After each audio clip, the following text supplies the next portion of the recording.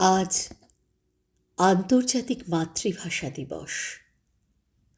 আজকের দিনেই মাতৃভাষা বাংলা নিয়ে আন্দোলন করে শহীদ হয়েছিলেন বরকত, সালাম, রফিকরা। তাদের প্রতি শ্রদ্ধা জানিয়ে কবি মল্লিকা সেনগুপ্তর কবিতা ভাষা। ভাষা মানে তুমি আমি, ভাষা মানে বাংলা, ভাষা মানে বরাকর থেকে ভাত চাংলা। বাজারের দোকানের রাস্তার এ ভাষা, কবিতার স্লোগানের বচসার এ ভাষা।